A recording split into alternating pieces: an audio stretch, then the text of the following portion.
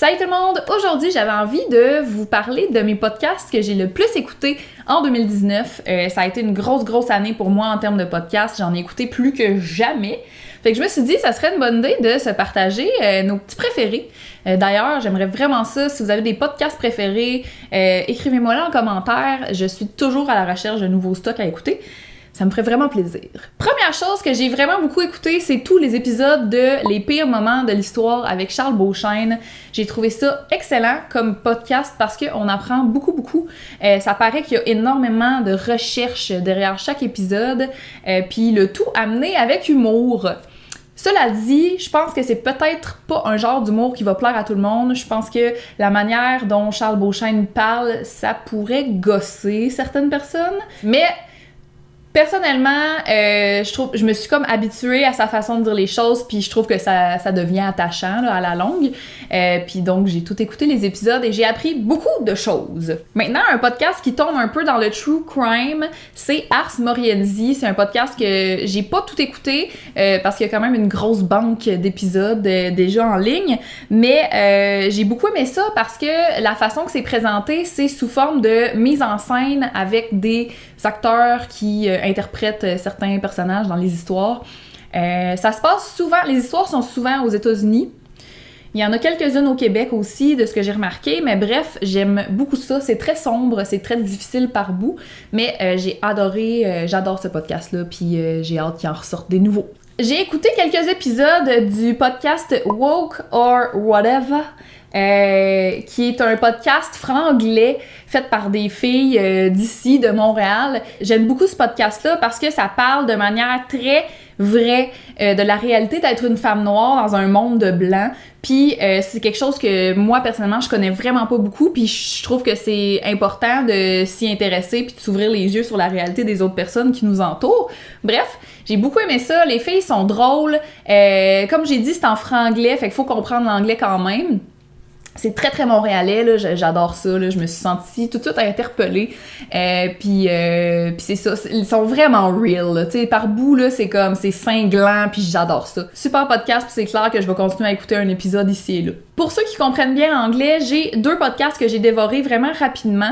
Le premier, c'est Dr. Death, qui est un genre de podcast d'enquête sur un chirurgien aux États-Unis qui fait juste des malpractices constamment, qui quasiment tue ses patients, en tout cas qui les empire, ça c'est sûr. Tu sais, il met des vis à des places qui ont pas rapport, en tout cas, il y a des manœuvres, des pratiques vraiment pas correctes, et ça tourne en procès, cette histoire-là, puis on suit toute cette histoire-là de A à Z. C'est vraiment full intéressant puis choquant. Bref, Dr. Death, vraiment un super bon podcast. Un peu dans la même veine, j'ai écouté aussi The Shrink Next Door, qui, encore une fois, est un podcast un peu d'enquête sur un psychiatre ou un psychologue, je me rappelle plus, ça fait quand même quelques mois que je l'ai terminé. Mais bref, j'ai beaucoup aimé ça. C'est un autre professionnel de la santé qui fait des pratiques vraiment pas correctes avec ses patients. Ça te tient en haleine et ça te donne envie de rester alerte pour tout ce qui se passe autour de toi, de faire confiance à personne finalement. Mais bref, tu sais, genre le monsieur, il finit par se ramasser sur les testaments de ses patients pour ramasser leur argent, puis tout. En tout cas, c'est vraiment... Puis tu sais, c'est des histoires vraies, fait que tu sais, c'est ouf, c'est poignant. Bref, j'ai beaucoup aimé ça. Évidemment, je ne peux pas parler de podcast sans parler du podcast Sous-écoute de Mike Ward. Ça me fait extrêmement rire, ce podcast-là. Je l'écoute, c'est un de ceux que j'ai écouté le plus au courant de l'année.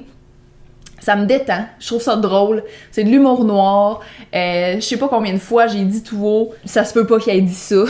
Bref, je sais pas si je dirais que Sous-écoute c'est mon podcast préféré, mais certainement c'est celui qui me fait le plus rire. J'avais envie de finir avec le podcast de Cynthia Marcotte qui fait aussi des vidéos sur YouTube.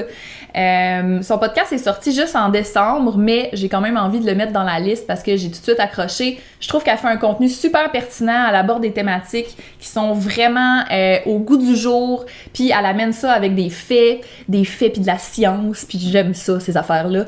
Elle défait des mythes, bref, super pertinent comme podcast, j'adore ça. C'est très éducatif, puis en même temps, je trouve que de la façon qu'elle dit les choses, ça coule super bien. C'est très bien vulgarisé aussi pour le petit peuple dont je fais partie. Bref, super bon podcast. Je vous conseille d'aller voir ça. Et d'ailleurs, je vous conseille aussi d'aller voir ses vidéos parce que c'est super pertinent. Évidemment, j'ai écouté beaucoup plus de podcasts que ça, mais j'avais envie de mettre ceux-ci en lumière, puis je suis toujours à la recherche de nouveautés. J'ai envie d'écouter des podcasts qui sont un peu plus engagés, peut-être du point de vue féministe, du point de vue... tout ce qui est psychologie aussi, j'aime beaucoup ça. Mettez-moi vos suggestions en commentaire, puis ben c'est ça. Peut-être qu'éventuellement, on fera une partie 2 de mes podcasts préférés, qui sait. Puis nous, on se revoit dans une prochaine vidéo. Salut tout le monde!